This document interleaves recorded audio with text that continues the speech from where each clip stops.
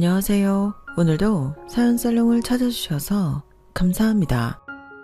서울 외곽에 사는 30대 후반 한정화예요.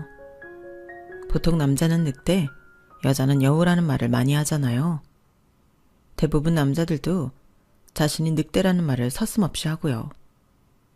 이럴 때 사용하는 말은 이상하게 엉큼하다는 느낌을 주는 것 같은데요. 사실 그거 아세요? 진정한 늑대는 자신의 무리, 가족을 보호하는데 모든 걸 쏟는다는 것 말이에요. 자기 마음대로 힘자랑하거나 독단적으로 생활한다면 늑대 무리에서 쫓겨난대요. 그래서 늑대 우두머리는 힘도 세지만 지혜롭고 가족, 무리를 위하는 걸 제일 잘하는 거죠. 그런 면에서 저희 남편은 늑대 무리에 끼지도 못하는 그런 사람이었던 거 있죠. 결혼하면 배우자가 늑대 무리 속에 들어와 하나의 가정을 새롭게 이뤄야 하는데 왜 이 남자는 결혼하기 전 시부모님과의 가정을 자신의 무리라고 생각했는지 지금 돌이켜보면 늑대 우두머리가 되지 못하는 사람이었던 거예요. 강한 힘을 가진 다른 우두머리가 이끄는 대로 끌려갔던 거죠. 그게 아이러니하게 제가 아니라 시모였고 전 그 늑대 무리 속에 포함되지 못했으니 불협화음이 일어날 수밖에 없었던 거예요. 물론 이 모든 사항들을 처음에 알았던 건 아니었어요. 연애할 때 그런 부분들을 전혀 느끼지 못했거든요. 연애할 때 남편은 정말 세심한 사람이었어요. 제가 금요일 저녁마다 야근이 많았는데 어느 날은 갑자기 사무실로 찾아왔더라고요. 손에는 제가 퇴근하고 늘 들르던 분식집 떡볶이가 들려 있었죠. 오늘은 일찍 퇴근하는 날이 아니야? 하면서 방긋이 웃었던 기억이 나요. 알고 보니 저희 팀장님께 몰래 전화해서 제 퇴근 시간을 물어봤더라고요. 그리고는 저희 회사 근처를 한참을 돌아다니면서 제가 좋아하는 분식집을 찾아다녔다고 하더라고요. 남들이 보기엔 별거 아닌 떡볶이 하나 사온 게 전부였지만 그런 소소한 배려가 참 좋았어요. 회사 일로 스트레스 받을 때면 그래도 이 사람이 있으니까 하는 생각으로 버틸 수 있었죠. 또 어느 날은 제가 중요한 프로젝트 발표를 앞두고 있었어요. 발표 전날이라 긴장된 마음에 잠도 설치고 있는데 자정이 다 되어가는 시간에 문자가 왔더라고요. 잘 자, 내일 발표 잘할 거야.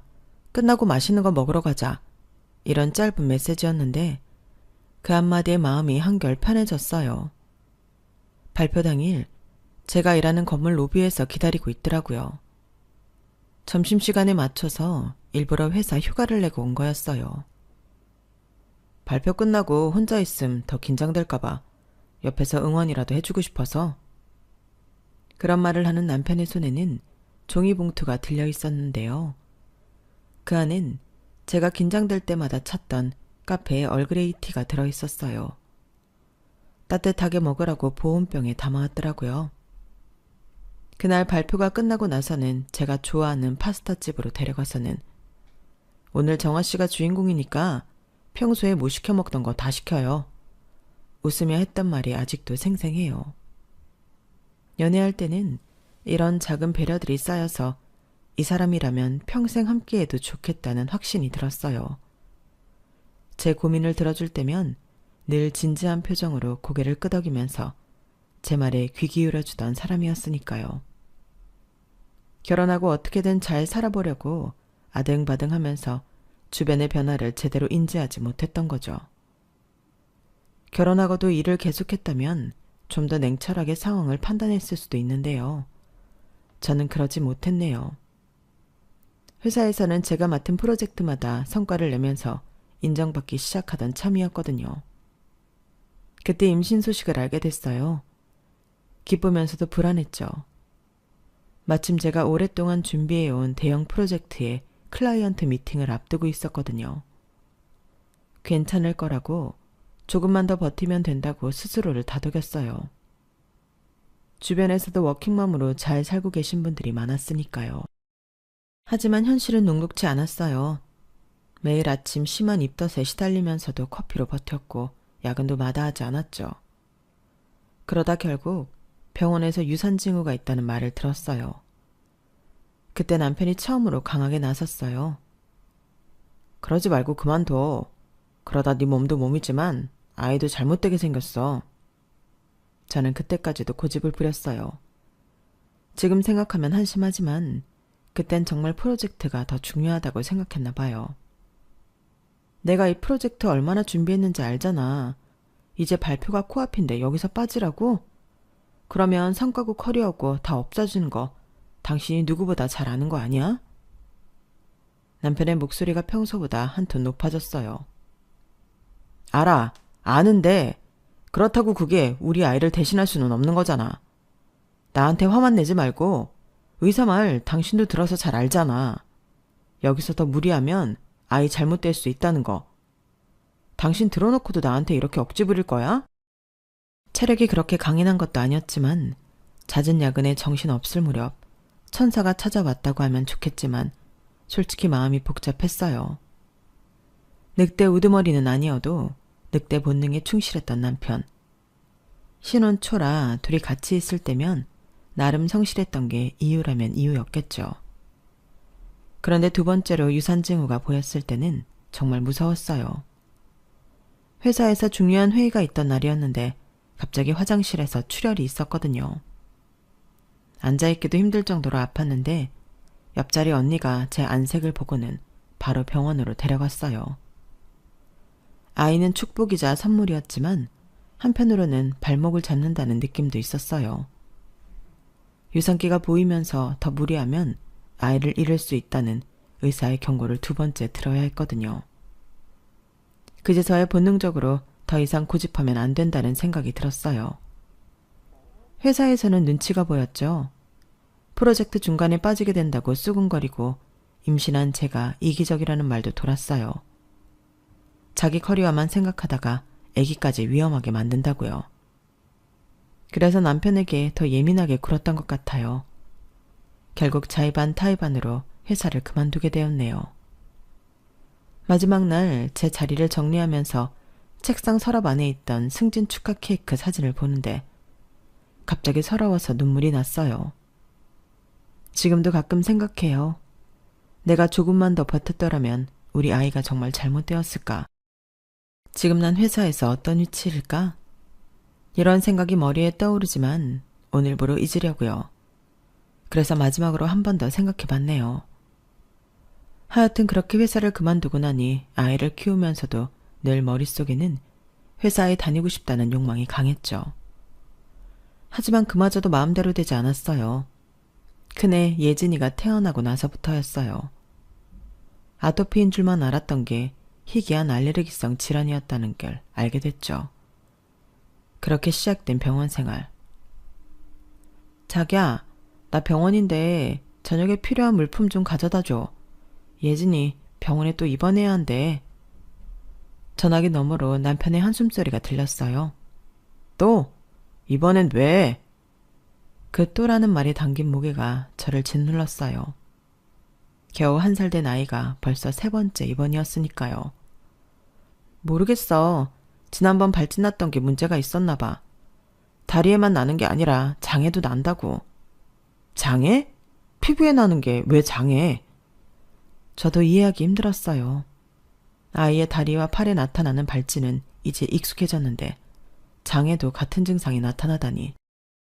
의사 선생님 설명을 들을 때는 알았다고 했는데 남편에게 설명하려니 말문이 막히더라고요.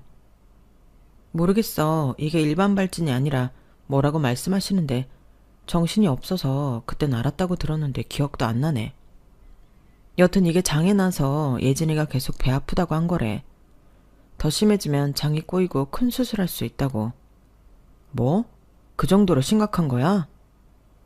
남편의 목소리가 달라졌어요. 평소에 피곤한 목소리가 아닌 진짜 걱정이 담긴 음성이었죠.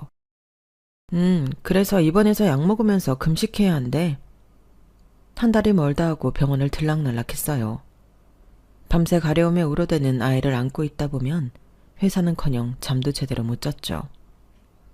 그래도 크면 좀 나아질 거라는 희망을 품었어요. 하지만 둘째 예성이가 태어나고 나서 같은 증상이 또 나타나는 걸 보면서 정말 가슴이 무너졌어요. 의사 선생님 말씀으로는 유전적 요인이 있을 수 있다고 하더라고요. 그 말을 들으면서 내 잘못인가 하는 죄책감에 몇 날 며칠을 울었는지 모르겠어요. 결국 전업주부로 눌러앉게 되었죠. 그래도 후회 없는 건 온갖 고생 끝에 바르게 자라준 아이들이 있었기 때문일 거예요. 그렇게 결혼하고 8년을 정신없이 지냈어요. 큰애랑 작은애 터울이 5살이니 좀 나아질만 하면 다시 육아를 시작하면서 두 손 두 발이 묶였다고 표현하는 게 맞을 것 같아요. 그러다 보니 그땐 시모가 하시는 말씀들이 전혀 이상하게 들리지 않았어요. 내 코가 석자라서 그랬는지 시모의 말씀을 다 저를 위한 배려라고만 생각했죠. 지금 생각해보면 우리라는 말 속에 저는 늘 빠져 있었는데도 말이에요. 그때는 눈치채지 못했던 그 작은 단어들이 사실은 제 자리를 규정짓고 있었던 거죠. 아유, 아서라. 어린애 데리고 나가면 뭐 먹기나 제대로 하겠니? 우리 예성이 어미는 그냥 집에 있어. 우리끼리 나갔다 올 테니. 우리 예진이도 할미 따라가야지. 내 강아지. 그렇지? 시모는 늘 이런 식이었어요. 우리 예성이 어미라고 부르시면서도 정작 저는 우리에서 제외하시곤 했죠. 그러면서 예진이 예성이는 끔찍하게 챙기셨죠. 지금 생각해보면 당신 피가 들어간다고 생각하셔서였겠죠.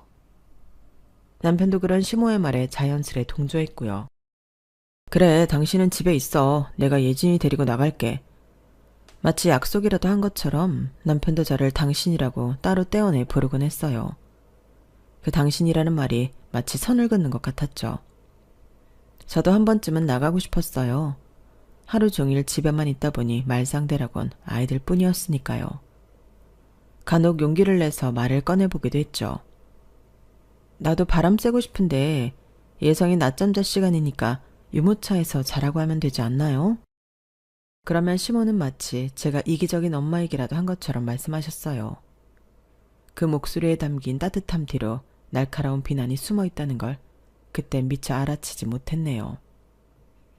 아우, 가뜩이나 우리 예성이가 몸도 약한데 유모차에서 자는 게 자는 거겠니? 그냥 편하게 집에서 자고 있어. 우리가 사다 줄 테니. 뭐 마시고 싶은 거 있으면 말해. 우리끼리 빨리 다녀올 테니까. 너도 그동안 좀 쉬어라. 애 키우느라 정신 없었을 텐데. 말씀하시는 내내 우리라는 단어를 강조하시면서도 그 우리 속에 저는 결코 포함되지 않았어요. 이를테면 이런 거였어요. 가족들끼리 저희 집이나 시댁에서 다 같이 저녁을 먹고 나면 시모는 꼭 우리 식구들 후식 타임을 가지셨어요. 차 한 잔을 하시면서 도란도란 이야기를 나누시는데 그 자리에 저는 늘 빠져 있었죠. 아이가 없을 때야 다 같이 나가는 게 크게 어렵지 않았지만 아이가 생기고 나선 조금씩 어려워질 수밖에 없었어요. 아이가 잠잘 시간이거나 어른들 식사가 끝나고 이유식을 먹이거나 또는 겨울에는 감기에 걸려 외출을 되도록 안 해야 하는 상황들이 원하든 원치 않든 생기기 마련이잖아요. 그럴 때마다 시모는 우리 식구들은 나가서 얘기하는 게 습관이 됐다면서 자연스럽게 저를 제외하셨어요. 마치 오래된 가족의 전통이라도 되는 양 말씀하시면서요. 그러다 시모가 나서서 저를 배려해 주시곤 했죠. 뭐하러 힘들게 나가서 쉬지도 못하고 아이나 보냐면서요. 사실 차 한잔 마시러 가족들과 함께 카페라도 가면 양옆에 아이를 끼우고 마시니 코로 들어가는지 입으로 들어가는지 정신없는 게 사실이잖아요. 그래서 그땐 저렇게 저를 챙겨주시는 시모의 말씀들이 나름 고맙다고 느꼈던 것 같아요. 나름 저를 쉬라고 생각해 주신다고 생각했던 거죠. 다른 속내가 있는 줄은 모르고 말이에요. 그런데 다 지나고 보니 말끝마다 시모는 우리 가족과 저를 교묘하게 구분 지으셨더라고요. 그 따뜻한 말투 속에 숨겨진 차가운 선이 있었다는 걸 이제 알게 된 거예요. 지금 떠오르는 건 결혼 초 아이가 생기기 전의 이야기예요. 명절 즈음이었을 거예요. 제가 과일 가게에서 복숭아를 사들고 시댁에 갔을 때였죠. 이거 뭐니? 딱 봐도 딱복인데 상영이가 말 안 하디? 시모의 목소리에 어딘가 모를 날이 서 있었어요. 저는 그때까지만 해도 단순히 복숭아의 종류를 물어보시는 줄만 알았죠. 어떻게 하셨어요? 딱복인 거? 상혁 씨가 별말 안 했는데요? 왜요? 뭐 문제 있어요? 아니, 우리 가족은 물복만 먹어. 딱딱하면 복숭아가 무슨 맛이야? 물이 흐르듯 단맛이 충분히 들어가야지 복숭아 먹는 맛이 있는 거지. 상영이가 말 안 했다고? 어릴 때부터 우리 집에서 먹는 게 물복이었는데? 시모는 우리 가족이라는 말을 꽤나 강조하면서 말씀하셨어요. 마치 제가 그 우리에 속하지 않는다는 걸 확실히 하고 싶으신 것처럼요. 게다가 남편까지 거들었죠. 엄마 왜? 무슨 일인데? 아니 청아가 글쎄 떡볶이를 사왔잖니. 우리 가족 아무도 안 먹는데. 아 진짜? 나는 복숭아 사온다고 해서 당연히 물복 살 줄 알았지. 떡볶 먹는 사람도 있어? 우리 가족 다 물복 아니야? 남편의 말에 시모는 더욱 힘을 받으신 듯 했어요. 그러게 누가 아니라니. 우리 식구들 다 물복인데 누가 먹으라고 떡볶을 이렇게나 많이 사왔는지 싱싱하기만 하네. 먹다가 이빨 다 나가는 거 아닌지 몰라. 우리 식구들이라는 말을 하시면서 시모는 저를 빤히 쳐다보셨어요. 지금 생각해보면 그때부터였던 것 같아요. 시모가 저를 우리 가족에서 슬쩍슬쩍 빼놓으시던 게요. 심지어 남편도 그런 시모의 말씀에 자연스레 동조하면서 저는 점점 더 외톨이가 되어갔던 거죠.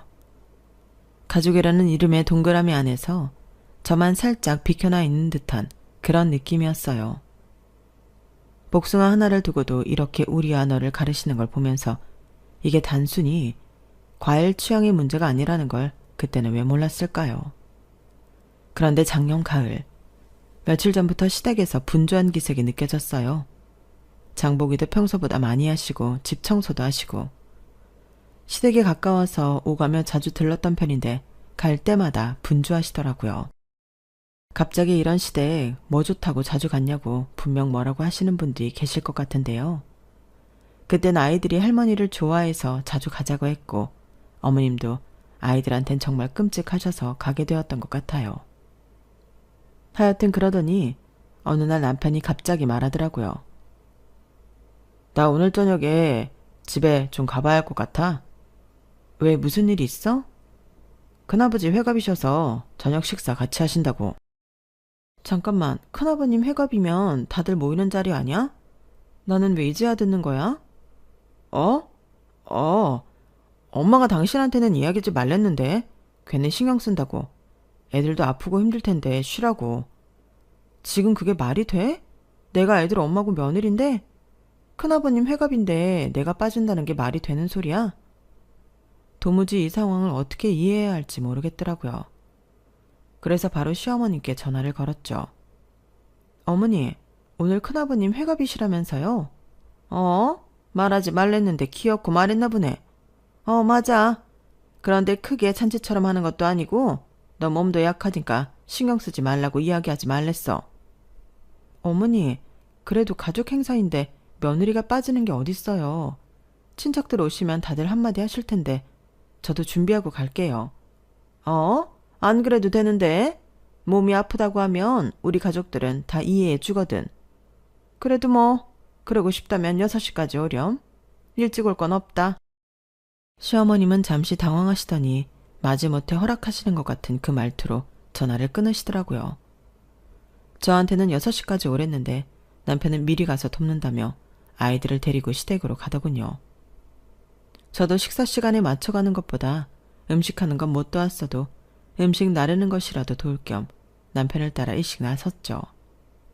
시댁에 가까워질수록 복도에서부터 왁자지껄한 소리가 들렸는데 문을 열자마자 이상한 기운이 느껴졌어요.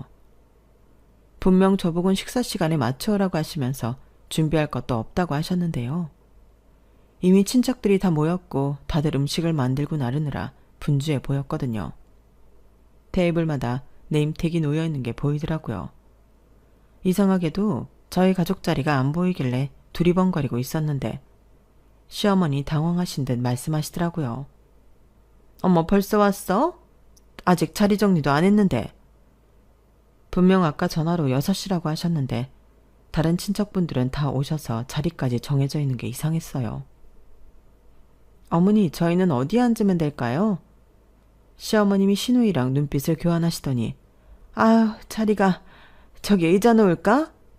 구석에 있는 공간을 가리키시는 거예요. 이미 저희 아이들은 시어머님 옆자리에 앉아 있었고 남편은 시동생들이랑 같이 앉아 이야기를 나누고 있었죠. 저 혼자만 어정쩡하게 서 있는 상황이 너무 민망했어요. 그래서 남편 옆에 빈자리가 있길래 얼른 거기에 앉았죠. 그러자 주방에서 시어머님과 시누이의 속삭임이 들렸어요. 엄마, 원래 거기 큰이모님 자리 아니었어? 그러게 다 맞춰놨는데 이제 와서 어떡하냐? 사진을 찍을 때는 더 당황했어요. 시누이가 저에게 카메라를 들이밀고 있더라고요. 우리 가족들끼리 먼저 한 컷 찍어요. 라고 말하면서요. 제 아이들은 시어머님 양옆에서 환하게 웃고 있는데 정작 저는 카메라 뒤에 서 있어야 했죠. 여기 탁자 위에 올려두고 타이머 맞춰둘게요. 다 같이 찍어요. 라고 말하며 가족들 사이에 자리를 비집으니 갑자기 분위기가 싸해지더라고요. 돌아오는 길에 남편한테 따져 물었어요. 오늘 상황 이상하지 않았어? 나보고 6시에 오라면서 다들 미리 모여 있었잖아. 거기다 자리 배치해서 내 자리만 빼고 다 있었던 것도. 뭐가? 우리 친척들이 좀 그래. 정해진 시간보다 일찍 와서 이야기하는 거 좋아하거든. 막내 삼촌은 6시에 왔잖아. 사람에 따라 다른 거지. 뭘 그런 걸 신경 쓰고 그래. 남편은 대수롭지 않다는 듯 오히려 절 예민하게 취급하더라고요. 더 따지긴 했었는데 우리 가족들이, 우리 친척들이 원래 그런다는 말을 반복하니 더 할 말도 있었죠. 자잘한 것들이 기억도 나지 않을 만큼 반복되었지만 그날 이후로 더 확실하게 알게 됐던 것 같아요. 제가 아무리 노력해도 우리가 될 수 없다는 걸요. 거기다 남편은 그걸 당연하게 여기고 있다는 것도요. 결정적인 건 그 다음에 일어났죠. 설날이 다가오면서 시모가 분주해졌습니다. 연말부터 시작된 수군거림이 점점 더 커졌죠. 시누이와 자주 다니더니 쇼핑백을 잔뜩 들고 오시곤 했어요. 어느 날 시모가 저에게 말씀하셨죠. 이번 설날에 우리 가족 다 같이 해외여행 가기로 했어. 여권 준비하고 있어야 해. 애들 여권 있지? 여행이요? 그래. 조상덕 제대로 보는 후손들은 명절에 제사상 차리는 게 아니라 해외여행 다닌다잖니. 올해부턴 우리 가족도 제사 싹 다 없애고 해외여행 다닐까 해. 나도 작년 다르고 올해 다르고 젊었을 때 좋은 구경 해야지. 나이 들면 다 소용없는 거야. 평소 시어머니는 제사를 중요하게 생각하시진 않았어요. 시아버님이 원하시니까 마지못해 하는 형식인데 언젠간 꼭 제사를 없애겠다는 말을 입버릇처럼 하셨죠. 그리고 그게 드디어 빛을 발휘했다고 생각했어요. 갑자기 제사를 없앤다고 하면 가족들도 이상하게 생각하고 아버님도 동의를 안 했겠지만 제가 결혼한 이후 어머님이 매년 하셨던 말씀이기에 가족들 모두 올 것이 왔다는 느낌이었던 것 같거든요. 더군다나 어머님이 이미 장소도 선정하시고 비행기표랑 숙박까지 예매가 끝났다고 말씀하시는 터라 가족 모두 별다른 토를 달지 않고 이번 연휴에는 해외여행을 간다고 생각했죠. 아이들은 아직 2년 전 괌에 다녀왔기에 여권에 문제가 없었어요. 하지만 저는 올해까지 만료라 내년 설 여행을 준비하려면 갱신해야 했죠. 시모는 신우와 이야기를 나눌 때면 들뜬 목소리를 숨기지 못하셨어요. 아유, 우리 예진이는 수영장 있는 호텔이라 좋아하겠다. 맞아요, 엄마. 예성이도 물놀이 좋아하잖아요. 그러니까 이번에 우리 손주들 물놀이 실컷 시켜줘야지. 어머니, 어디로 가는데요? 어디냐니? 설날 해외여행 간다고 말씀만 하시고 어디로 간다는 말씀은 안 해주셨잖아요. 내가 말 안 했다고? 다낭으로 간다고 분명 말했는데? 순간 이상하다는 느낌을 받았어요. 어머님은 분명 말씀하셨다고 했는데 전 처음 듣는 이야기였거든요. 그러고 보니 어머님이 해외여행 간다고 말을 꺼냈을 때 가족 누구도 어디로 가냐고 묻지 않았던 게 떠올랐어요. 순간 저 모르게 어머님이 평소에 말씀하시는 우리 가족끼리 진행했나 싶었지만 그냥 제가 예민했다고 지나쳤네요. 가족여행을 함께 다녀오면 달라질 거라는 막연한 기대가 있었던 것 같아요. 며칠 뒤 남편이 퇴근하고 들어와서는 아이들 방으로 가더니 서랍을 뒤적이기 시작했어요. 뭐 찾아? 애들 여권. 엄마가 확인하고 싶다고 하시네. 내가 어머님께 애들 여권 괜찮다고 말씀드렸는데 혹시 여행사에 넘겨야 해서 그래? 내 여권도 꺼내줘? 어? 아니야, 됐어. 그냥 엄마가 애들 것만 본다고 하셨어. 순간 찝찝했지만 이해가 되기도 했어요. 시모는 늘 그러셨으니까요. 제가 아무리 마음에 들지 않아도 손주들만큼은 끔찍이 챙기시는 분이었죠. 그래서 또 넘어갔네요. 설날이 다가올수록 시모와 시누이의 분주함은 커져갔어요. 이제는 아예 대놓고 제 앞에서 여행 이야기를 하시더라고요. 언니, 우리 예진이 수영복은 사이즈 어떻게 될까? 아, 예진이요? 요새 많이 컸는데 140은 되어야 할 거예요. 시누이는 그 말을 듣자마자 핸드폰으로 뭔가를 열심히 찾더니 시모한테 보여드리더라고요. 엄마, 이거 어때요? 귀여운데? 그래, 이쁘네. 우리 예진이한테 딱이겠다. 마치 제가 없는 사람처럼 대화가 오갔죠. 그때까지만 해도 전 이런 게 시모의 사랑 표현 방식이라고 생각했어요. 제가 못 믿어와서 손주들은 당신이 직접 챙기시는 거라고요.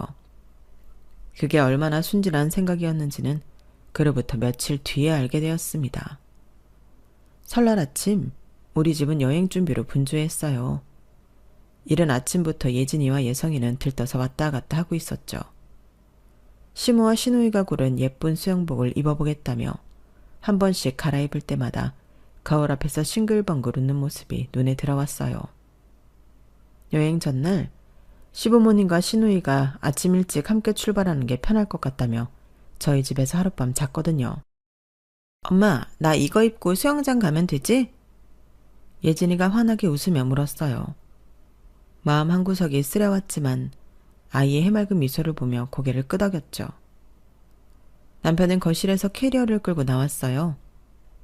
여보, 여권은 다 챙겼지? 응, 애들 거랑 다 여기 있어. 남편이 여권 가방을 들어보이며 대답했어요. 시모는 아침 부산하게 움직이고 계셨어요. 이것저것 챙기시는 척하면서 계속 저를 힐끗거리시더니 마침내 입을 여셨죠. 정아야, 네 어머니, 아침은 먹었니? 네. 시모는 잠시 망설이시더니 이내 단호한 목소리로 말씀하셨어요. 그래서 말인데 우리 가족끼리 간다고 말 안 했나? 네 비행기표는 없는데 집이나 지키고 있으렴. 어제 홈쇼핑에서 간장게장 맛있는 거 세일이길래 주문했으니까 오늘 오후나 내일 오면 늦지 않게 냉장고에 넣어놓고. 순간 손이 들고 있던 예진이의 모자를 꽉 쥐었어요. 하지만 제 목소리는 의외로 차분했죠. 아, 그러시구나. 입가에 작은 미소까지 띄우며 대답했어요. 시모는 제 반응이 의외였는지 잠시 흔들리는 듯 하더니 이내 더 단호한 목소리로 말씀하셨어요. 그래, 잘 알아들었네. 우리 가족끼리 가는 거니까 신경 쓰지 말고. 네, 신경 안 써요. 여행은 편하게 가족끼리 가는 게 맞잖아요. 이해해요. 제 말에 시모의 눈이 커졌어요. 남편도 어리둥절한 표정으로 저를 쳐다봤고요. 여보, 그게 무슨 말이야? 설마 서운해서 그래? 서운할 게 뭐 있어. 평소에도 늘 이러셨잖아. 우리 가족에서 나 빼는 거. 이번엔 그냥 좀 더 노골적이신 것 뿐이지. 당신도 알고 있었으면서 왜 세상 모르는 척이야? 그때였어요. 초인종이 울렸어요. 시모가 화들짝 놀라 현관을 쳐다봤죠. 누구지? 이렇게 이른 시간에? 전 천천히 일어나며 말했어요. 아, 우리 가족이요. 현관문을 열자 친정 부모님과 오빠 가족이 환한 미소를 지으며 서 계셨어요. 모두 캐리어를 끌고 계셨죠. 우리 딸 준비 다 됐지? 친정어머니의 목소리가 현관을 가득 채웠어요. 외할머니! 예진이와 예성이가 뛰어나가 안기는 동안 시어머니 얼굴이 어리둥절하게 변하는 게 보였어요. 서둔, 이른 시간에 여긴 어쩐 일로? 시어머니의 목소리가 떨렸어요. 안녕하세요, 사돈. 오랜만이네요. 정아가 말 안 했나 봐요? 가족여행 간다고 전부터 준비해서 알고 계신 줄 알았는데? 어머, 어머님. 제가 말씀 안 드렸나요? 하긴 뭐 말씀 안 드려도 상관없잖아요. 가족여행 간다고 말씀하신 건 어머니시니까요. 그렇죠? 우리 가족도 이번 명절에는 여행 가기로 했거든요. 하와이로요. 전 일부러 우리라는 말에 힘을 주었어요. 하와이라고? 이번엔 남편이 놀란 목소리로 물었어요. 왜 문제 있어? 어머님 말씀대로 당신 가족들끼리 여행 가는 거고 난 우리 가족끼리 여행 가는 건데? 그 말에 남편이 당황한 듯 다시 묻더라고요. 여보 잠깐만. 이게 무슨... 아 맞다. 우리 예진이 예성이 엄마가 새로 산 수영복 있지? 그거 입고 가자. 할머니가 사주신 건 여기 두고. 아이들은 해맑게 고개를 끄덕이며 방으로 뛰어갔어요. 정아야. 남편이 안절부절 못하며 절 잡아 끌려고 하는데 친정 오빠가 말했죠. 뭐해? 빨리 안 오고. 비행기 시간 늦겠다. 시어머니 얼굴이 점점 굳어가더군요. 당신이 늘 말하는 우리라는 말로 선을 분명하게 그으니 머리가 복잡해지셨겠죠.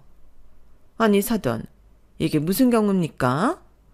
아침 대바람부터 오셔서 우리 가족 니네 가족 이게 무슨 상황인지? 참다 못한 시어머니의 목소리가 날카로워졌어요.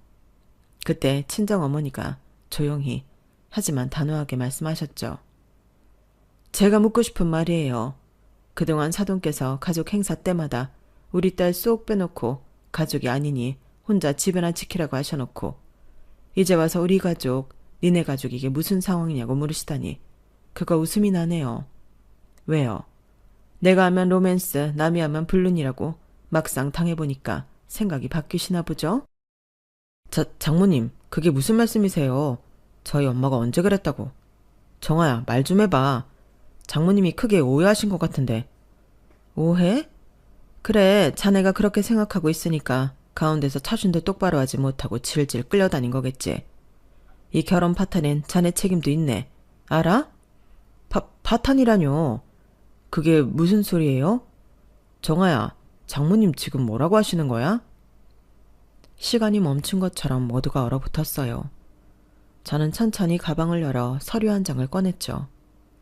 아침부터 이런 상황이 올 것을 알고 있었거든요. 이혼 소송은 이미 접수했어. 어머님이 늘 말씀하시던 것처럼 우리가 아닌 다른 사람이 굳이 붙잡고 있을 필요는 없잖아? 여보, 이게 무슨... 갑자기 이혼은 또 왜? 남편의 목소리가 떨렸어요. 하지만 전 더 이상 흔들리지 않았죠. 갑자기라니 결혼 초부터 어머님 늘 그러셨던 거 당신도 알았잖아. 그래도 그땐 겉으로 이렇게 티내진 않으셨지. 근데 큰아버님 회갑 때부터 시작해서 이번 설날 여행까지 대놓고 어머님이 우리에서 빼놓을 때마다 당신은 뭐 했어? 알면서도 모른 척 했잖아. 고마워. 덕분에 법원에 제출할 증거가 충분해서 수월하게 끝나겠어? 증거라니. 증거. 가족들 단톡방에서 제가 빠진 걸로 주고받은 대화들, 가족 행사 사진에서 매번 저만 제외된 것들, 이번 여행 준비하면서 나눈 대화들까지요. 다 캡처해뒀어요. 당신이 컴퓨터에 카톡으로 로그인해둔 덕분에 자료 수집이 수월했어. 고마워. 시어머니의 얼굴이 창백해졌어요. 하지만 전 계속 이어갔죠. 특히 이번 설날 여행은 결정적이었죠.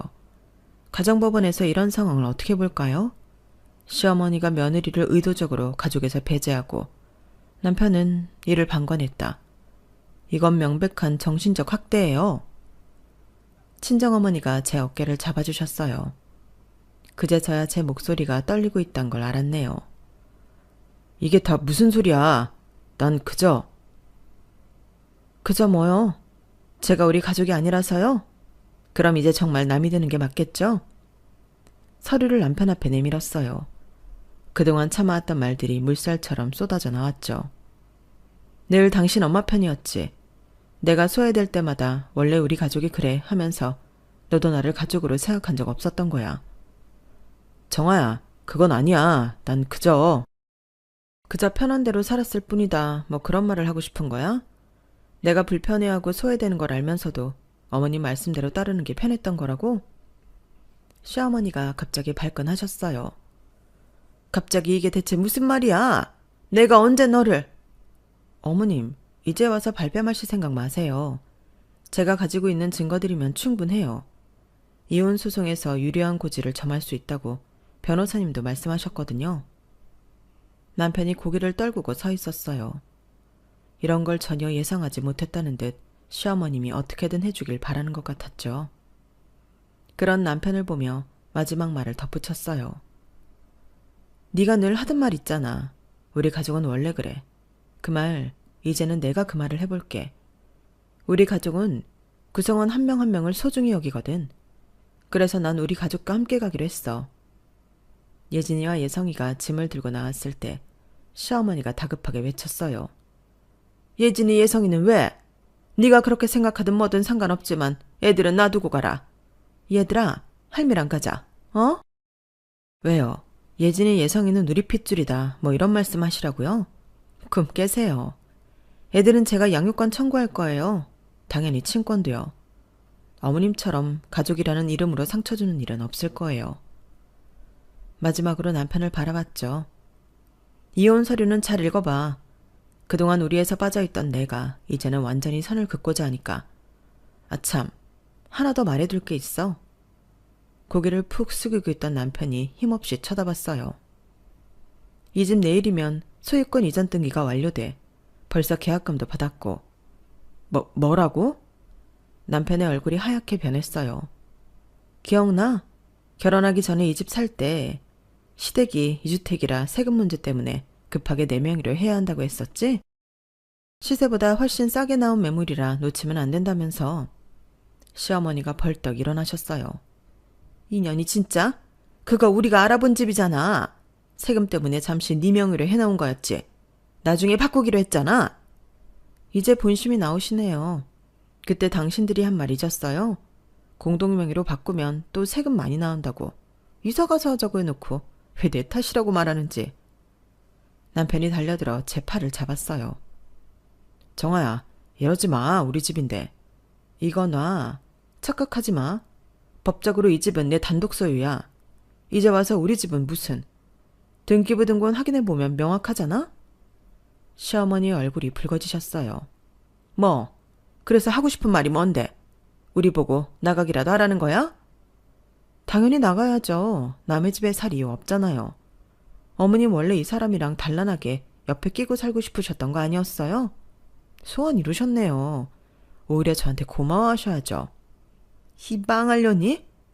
시어머니가 손찌검 하러 달려들었지만 친정 오빠가 막아섰어요.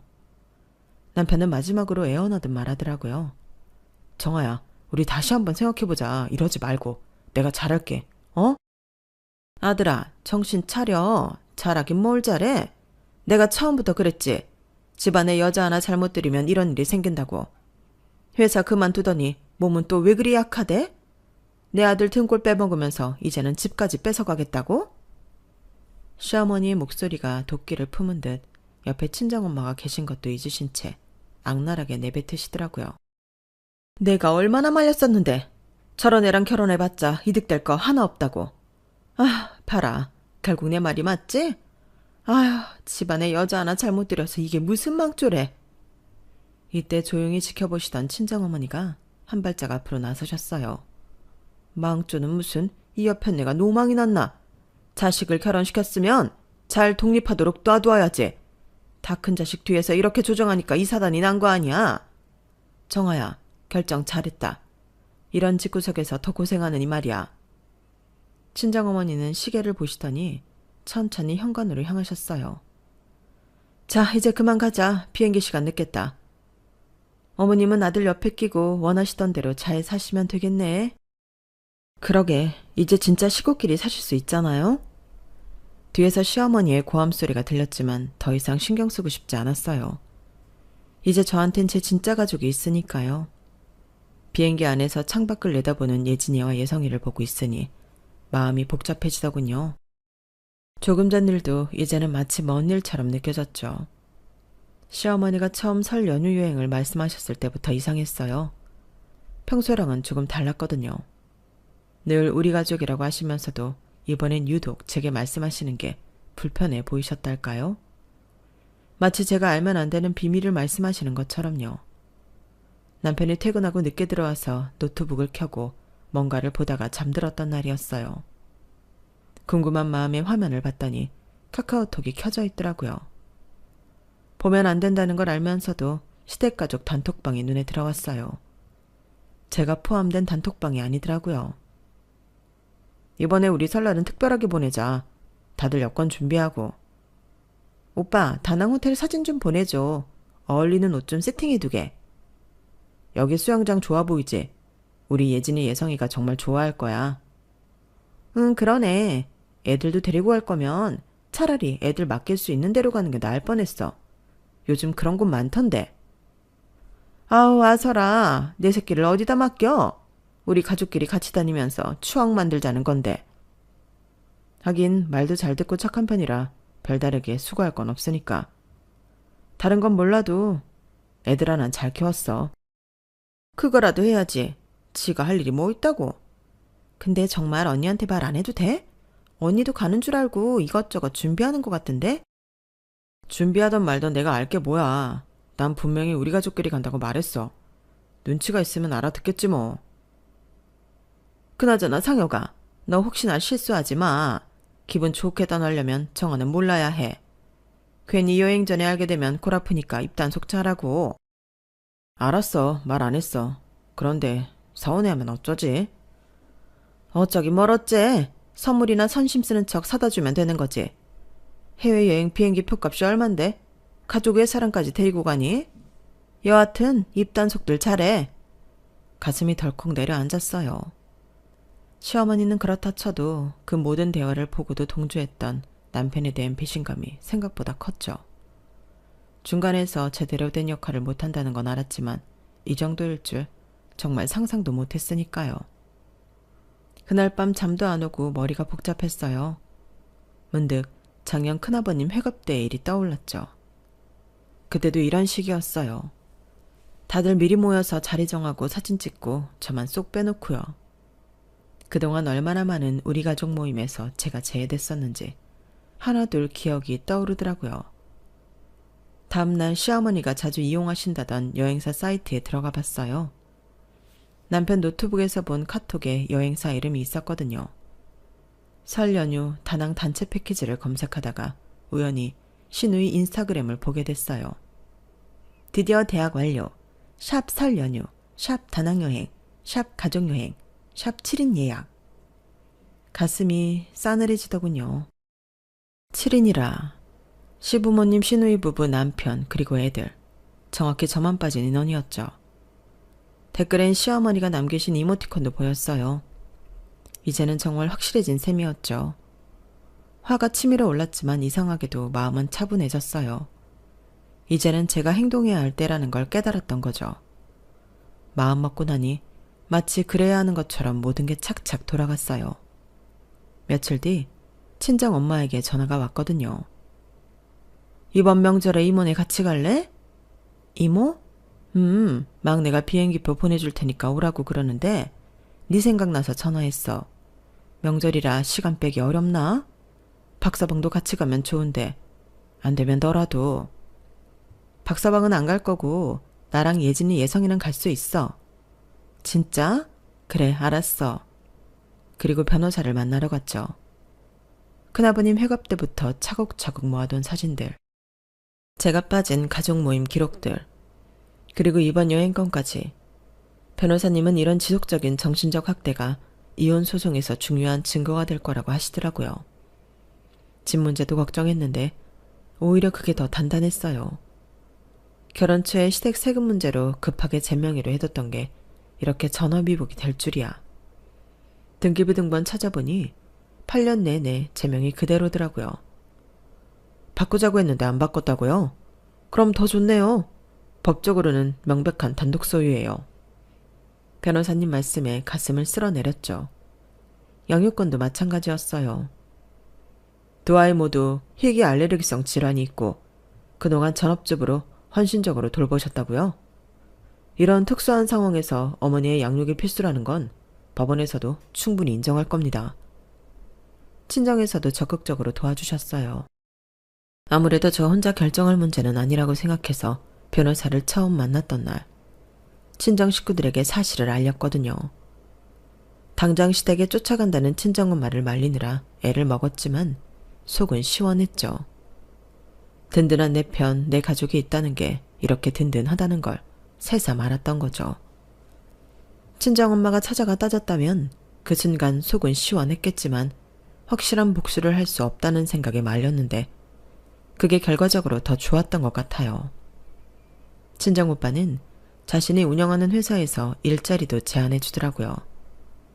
정아야, 네가 예전에 회사에서 성과 냈다며? 우리 회사 마케팅팀에서 일해볼래?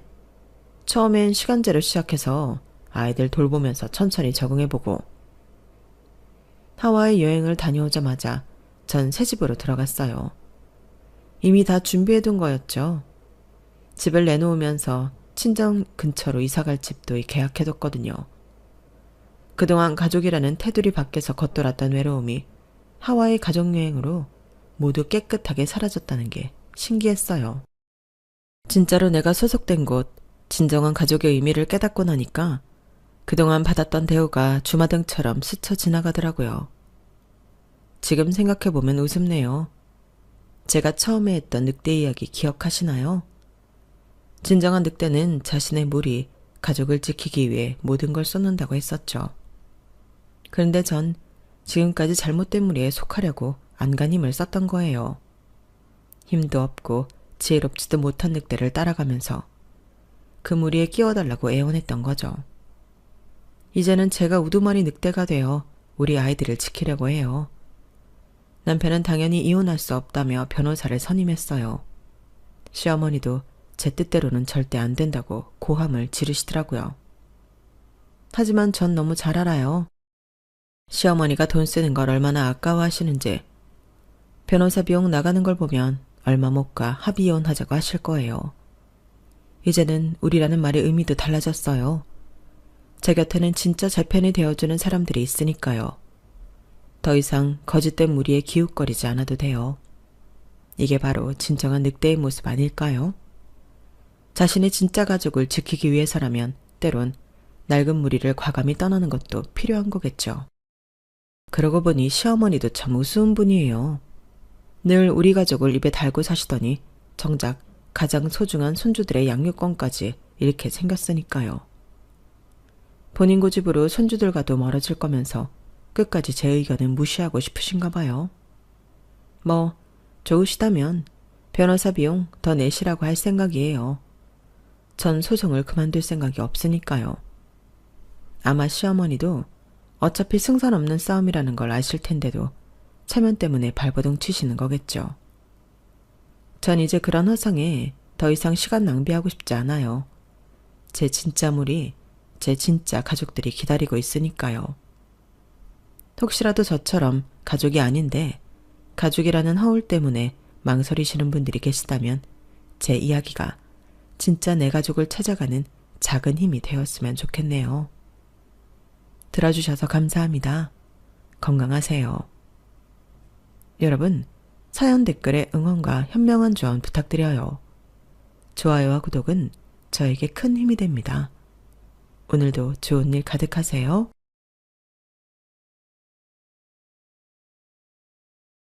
안녕하세요. 오늘도 사연 살롱을 찾아주셔서 감사합니다. 저는 물에 빠진 사랑 구해줬다가 보따리 뺏길 뻔한 40대 여성입니다. 결혼한 지는 올해로 11년 정도 됐고요. 아이는 늦게 낳은 편이라 지금 현재 5살이에요. 귀여운 여자아이고요.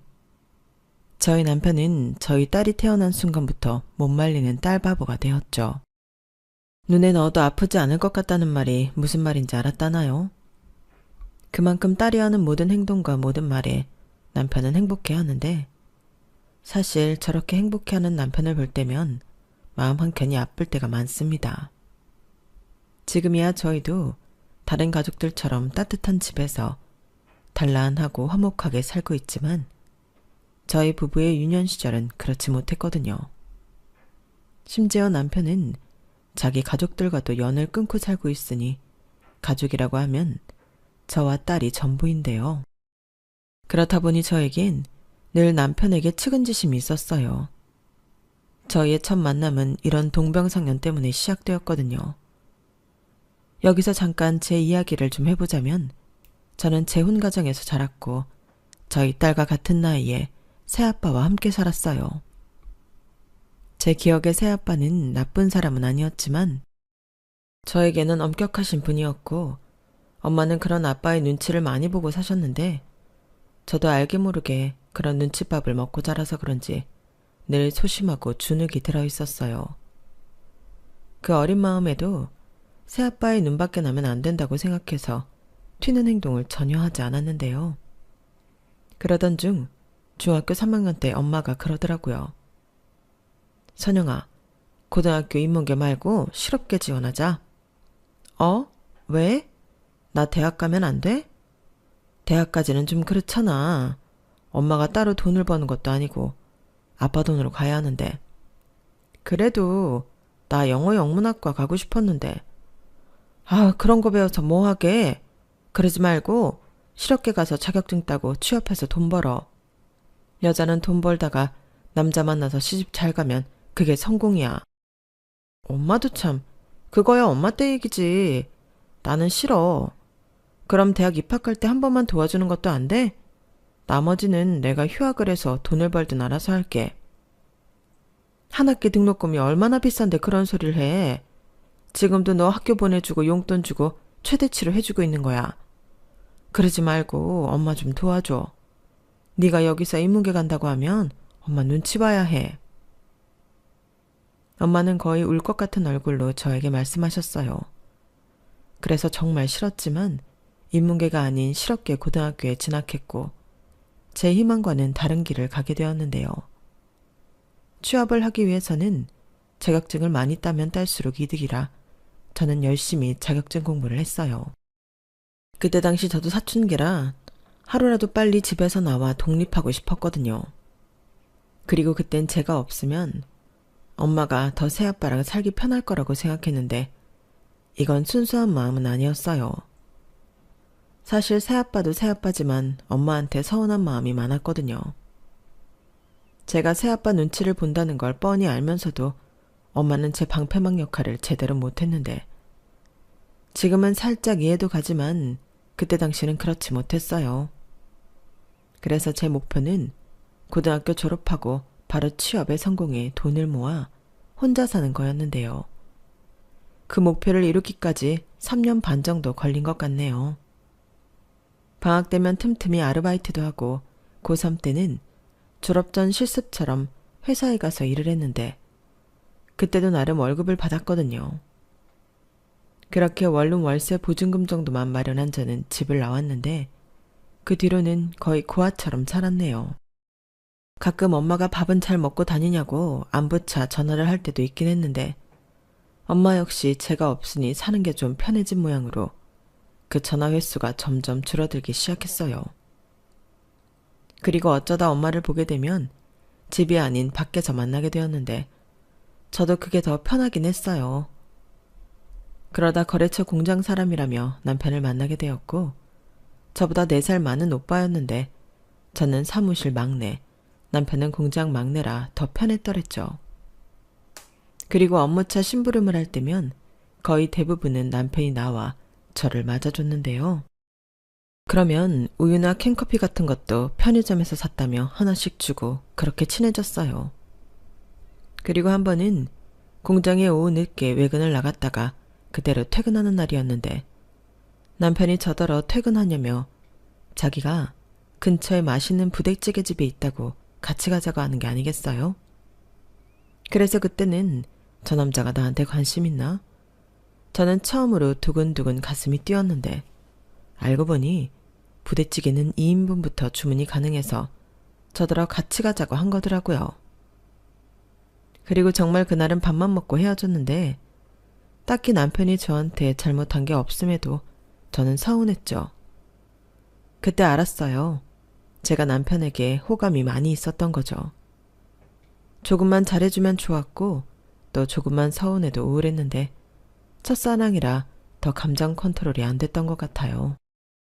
그러다 이렇게 계속 저 남자의 행동에 일희일비하는 제 자신이 싫어 마음을 다드려 했는데 그때 마침 회사 언니와 삼겹살에 소주를 마시다 남편과 남편 일행을 만나게 되었어요. 그렇게 합석이 이루어졌고 술이 들어가 그런지 남편에게서 뜻밖의 고백을 받게 되었는데요. 취중 진담이라고 하잖아요. 남편은 몇 번이고 저한테 자기 마음을 고백하고 싶었지만 자기가 처한 상황 때문에 그럴 용기가 없었다고 하더군요. 나는 아버지가 없어. 교통사고로 돌아가셨는데 그래서 엄마가 나랑 내 동생을 키워야 했지. 내 동생은 태어날 때부터 다리가 기형이라 걷는 게 불편한데 그래서 더 엄마가 혼자 힘들었어. 그래서 그걸 보고 어릴 때부터 나는 돈을 벌어야겠다고 생각했는데 그렇게 내가 돈을 버니까 엄마가 처음에는 고맙다고 하더니 나중엔 점점 나한테만 의지하는 거야. 사실 서울에 괜찮은 곳이 있어서 가서 일을 하고 싶었거든.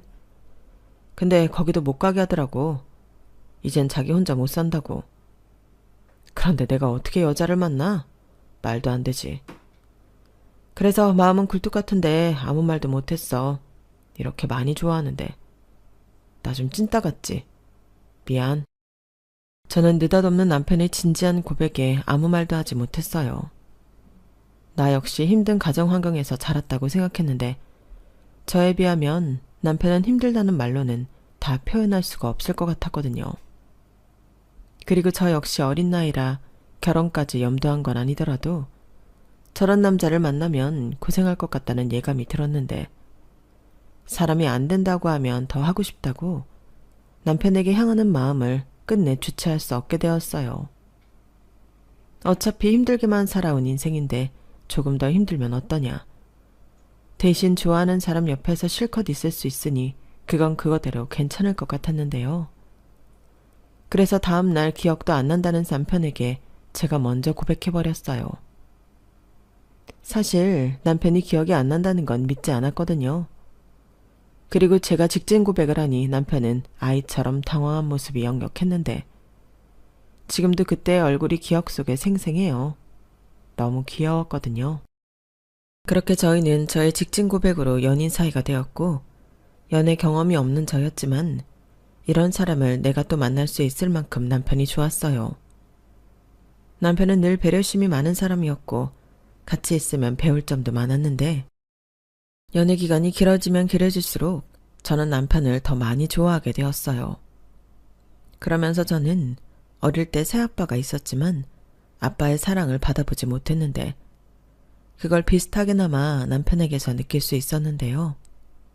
그건 아마도 남편이 제 행복하지 않았던 유년 시절을 알았기 때문에 더 신경 써준 부분이라 생각했어요.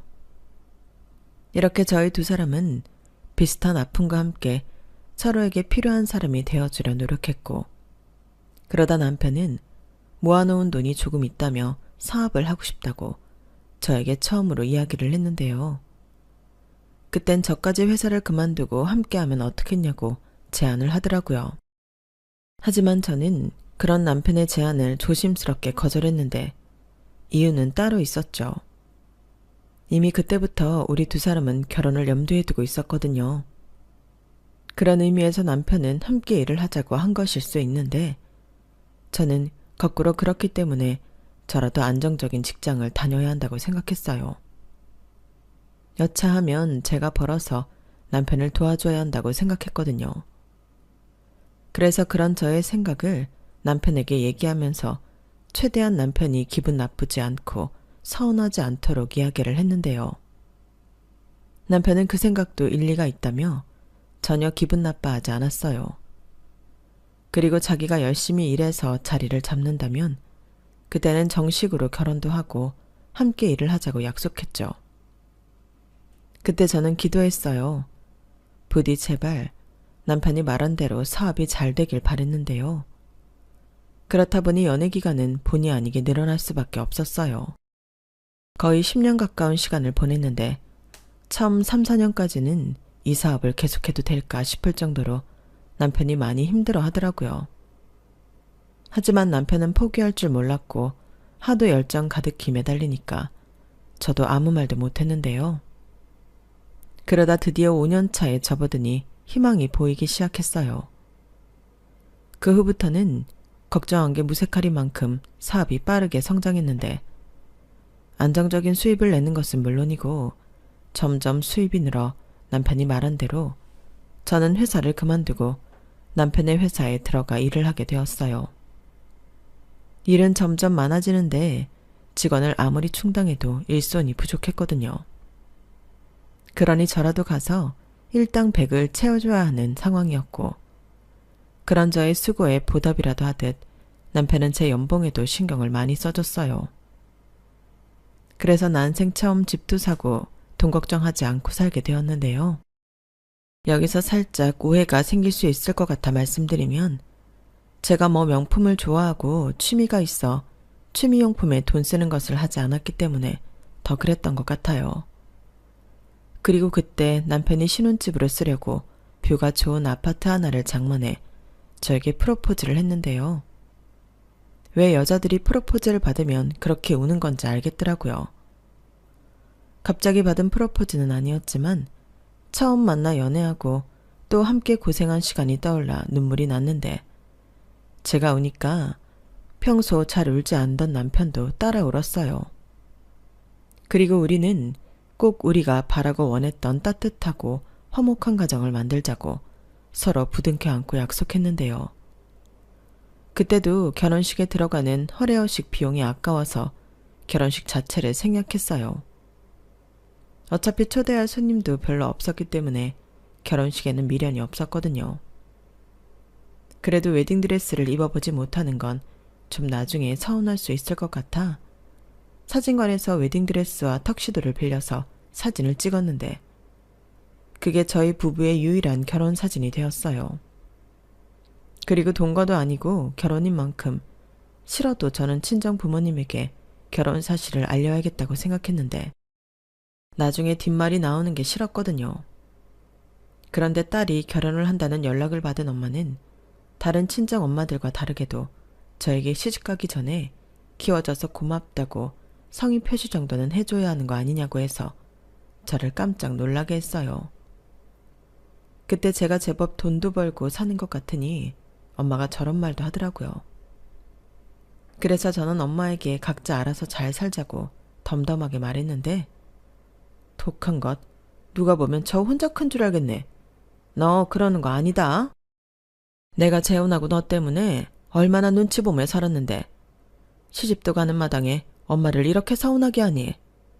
이래서 서방복 없는 년은 자식복도 없다고 했지. 그래, 나 혼자 잘 먹고 잘 살아라. 나 죽었다고 해도 너는 찾아올 것도 없어, 이 못된 년아. 아, 나쁜 년. 친정엄마는 저에게 저렇게 욕을 하시며 뒤도 돌아보지 않고 자리를 떠났어요.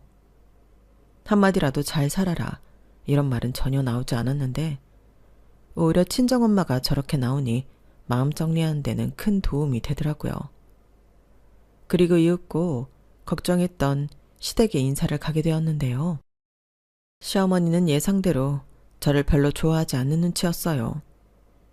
지금 생각하면 이제 아들이 돈 좀 버는 것 같은데 제가 그 황금알을 낳는 아들을 뺏어간다고 위기감을 느끼셨던 것 같네요. 그러니 그렇게 저희가 혼인신고를 하겠다고 했을 때 안 된다고 몸져 누우셨는데 그뿐만이 아니었어요.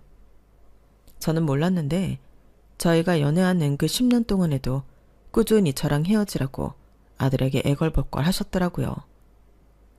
그리고 그 사실을 저는 정말 우연히 남편의 핸드폰을 보다 알게 되었는데요. 맹세코 제가 일부러 남편의 핸드폰을 본 것이 아니라 남편이 핸드폰을 가져다 달라고 해서 가져가는 과정에서 알게 되었어요. 그때 시어머니가 연신 문자를 보내셨는데 제 손가락에 터치가 되어 전체 대화를 보게 되었거든요.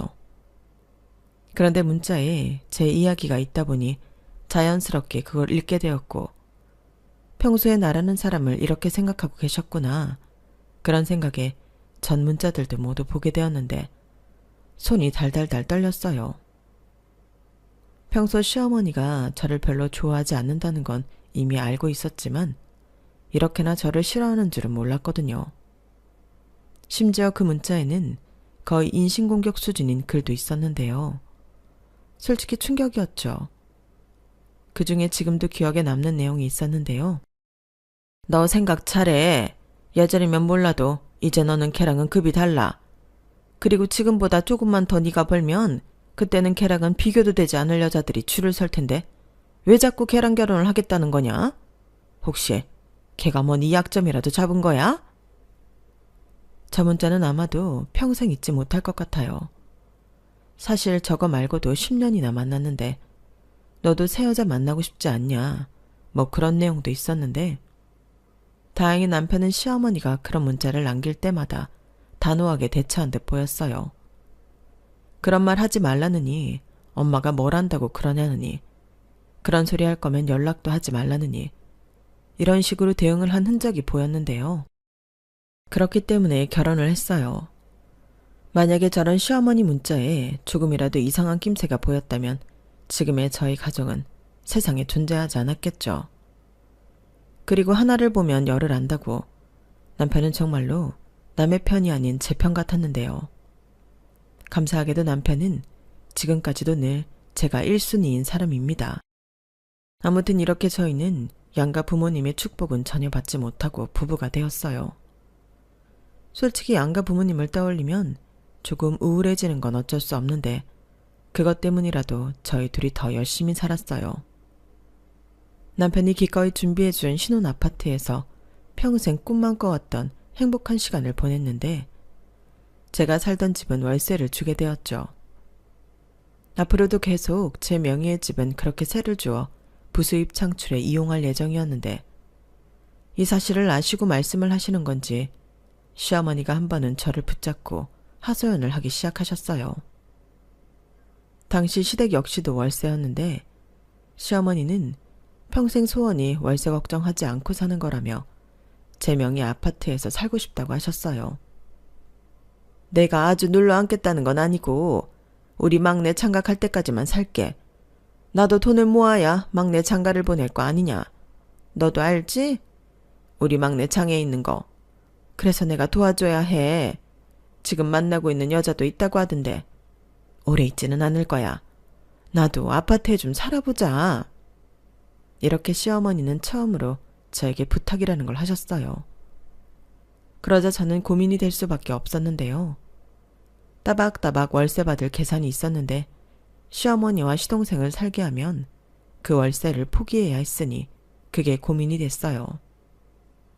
하지만 차마 시어머니가 저에게 처음으로 하신 부탁을 거절할 수는 없었는데 그게 남편도 제가 도와줬으면 하는 눈치여서 더 그랬던 것 같아요.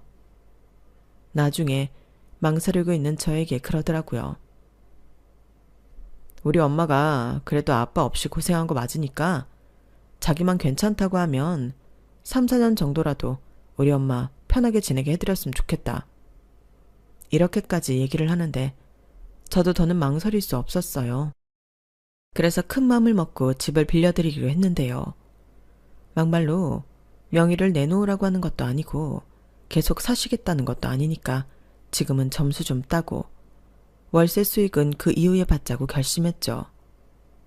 그런데 저는 시어머니도 시어머니지만 시동생이 제 뒤통수를 칠 줄은 꿈에도 몰랐는데요.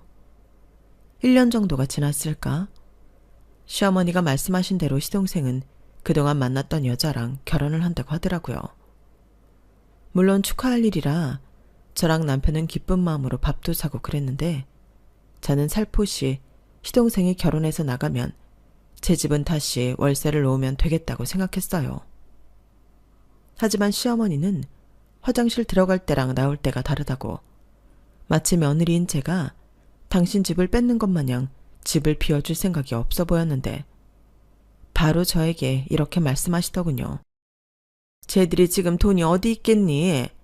일단은 지금 사는 집에서 나랑 같이 살면서 쟤들 돈 모을 때까지 기다려야겠다. 그래도 전세 보증금 정도는 만들어서 내보내야지. 안 그래? 그리고 나도 당장 어디 갈 곳도 없잖아. 설마 시어머니를 길거리에 내쫓을 건 아니지? 네? 물론 그럴 수는 없는데 어머님이 전에는 분명 도련님 장가갈 때까지만이라고 하셨잖아요. 그래, 그랬지. 근데 생각을 해봐라. 약속도 중요하지만 현실이 녹록치 않은 걸 어째? 그럼 이미 양가 허락받고 날까지 잡은 애들 결혼하지 말라고 할까? 저는 차마 너무나도 당당한 시어머니 앞에서 목구멍까지 나온 말을 뱉을 수는 없었어요. 제 생각에는 이건 말이 아예 되지 않는 거거든요.